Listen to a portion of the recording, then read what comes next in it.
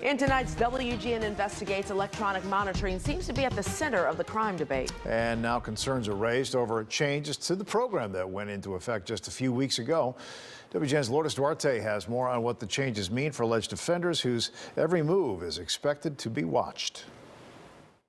It's all part of the Pretrial Fairness Act, a 760-plus page bill that by 2023 will end the practice of cash bail. That's the part of the law that has generated headlines, but there are other parts of the act that people are trying to understand.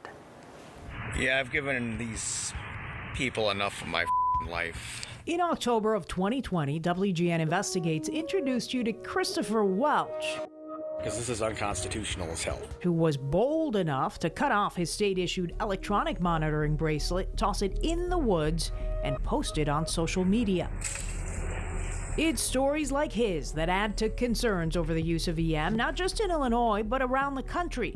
A system that's often criticized continues to see changes. The latest one 3 weeks ago through the Pretrial Fairness Act. Reaction to it depends on whom you ask. The reason these laws were passed is because the program as it existed in Cook County was a human rights violation.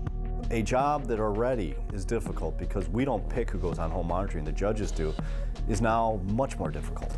That's the mixed reaction, but let's unpack what changed and what it means for neighborhoods with people on electronic monitoring living right down the street.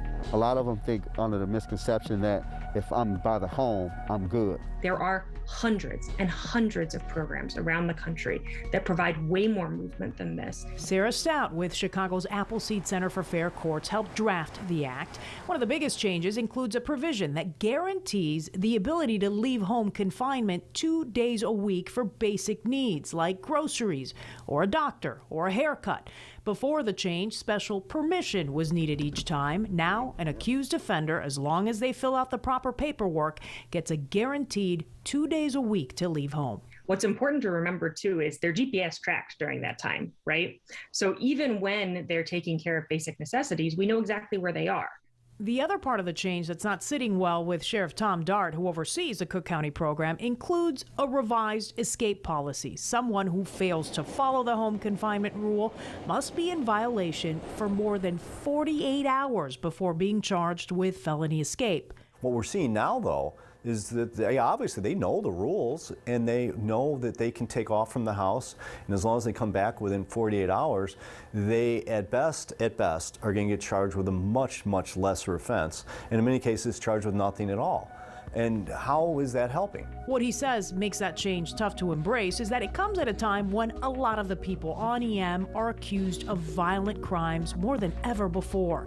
Here are the latest January numbers. Of the 2,588 people on electronic monitoring in Cook County, 15% of them are charged with aggravated unlawful use of a weapon. Another 6% are accused of aggravated battery. And look at this, 4% are on a monitor for murder or an attempted murder charge.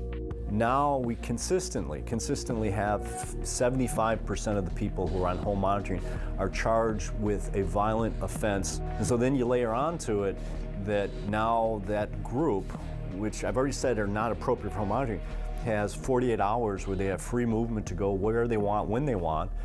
None of this is making our communities any safer. It's still too early to see how it will all play out. Will it lead to a rise in violations or a drop?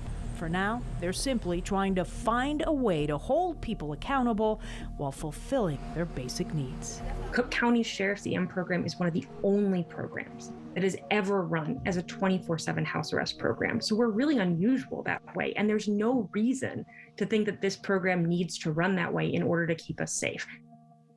And Cook County implemented the 48-hour escape rule on July 1st. In the last 6 months, they went from 191 approved felony escape charges to just 6. They say it's not that fewer people are violating the EM rules, but that fewer are facing consequences through charges. Meanwhile, advocates of the program argue that the new rules don't prevent authorities from looking for someone who has violated the EM restrictions. It just prevents automatic charges when they're not always warranted. I'm Lourdes Duarte, WGN Investigates.